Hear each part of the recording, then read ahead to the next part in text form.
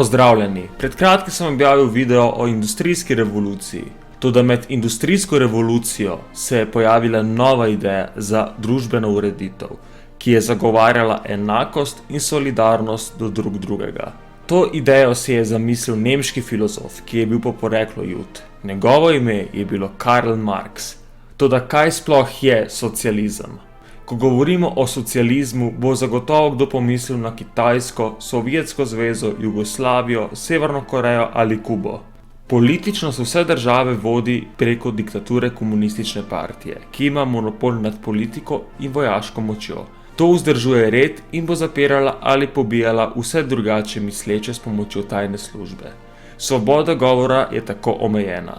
Ekonomsko vse države zagovarjajo plansko gospodarstvo, kar pomeni, da je večina podjetij v državni lasti in jih tudi vodijo države. Distribucija blaga ni določena s tržnimi cenami, ampak s centralnim načrtovanjem. Za primer si poglejmo Sovjetsko zvezo. Železna industrija je bila krepko za ostalimi državami, zato so uporabili centralno načrtovanje, da bi koncentrirala večino svojih človeških in materialnih dobrin za razvoj težke industrije brez upoštevanja dobička. To je povzročilo povečanje proizvodne moči težke industrije. Leta 1920 je bila nacionalna proizvodnja jekla le 160 ton. Leta 1938 pa se je povečala na kar 18 milijonov ton. Vendar slabost centralnega načrtovanja je v tem, da je porazdelitev virov neučinkovita, kar pomeni, da je planski načrt vlade napačen, za kar je krivo nesposobno vodstvo.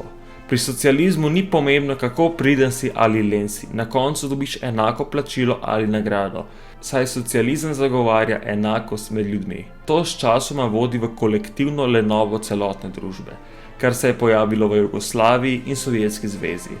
Zelo znan rek iz tistega časa je: 2 delata, 5 jih pa gleda. To je povzročilo ustavitev gospodarske rasti in njeno nazadovanje. Vendar ali je Marx res hotel diktaturo in plansko gospodarstvo? Vsa njegova dela, kot so Komunistični manifest in Kapital, so kritika kapitalizma v industrijski revoluciji, kjer je pisal, da morajo delavci prevzeti oblast nad vodenjem tovarn in države. Kasneje naj bi delavci na splošnih volitvah izvolili svojega predstavnika, ki ga lahko kadarkoli odstranijo v primeru, če ne dela v dobrih ljudi.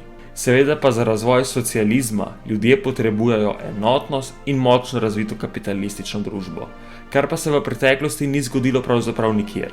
Toda kako se je lahko socializem pojavil v Rusiji, če pa je bila država zelo zaostala in ni imela razvitega kapitalizma kakor Nemčija ali Anglija? V Rusiji je bilo zelo malo industrijskih delavcev in tu se pojavi vprašanje, kako je Lenin zbral dovolj ljudi za revolucijo.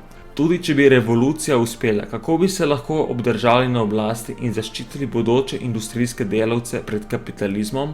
Zato je Lenin ustanovil poklicne revolucionarje, ki bodo preko nasilja ljudi vodili v skupno dobro, in tako se postopoma država popelje v diktaturo in plansko gospodarstvo, kar je kasneje zelo vplivalo na Josipa Stalina in Mao Tse-tunga. Prav ta oblika vladanja na koncu ljudi pahne v revščino in masovno lakoto. Najbolj znani socialisti na svetu pa so ga zagotovo Fidel Castro, Adolf Hitler, Josip Broz Tito, Josip Stalin, Kim Jong-un in mnogi drugi.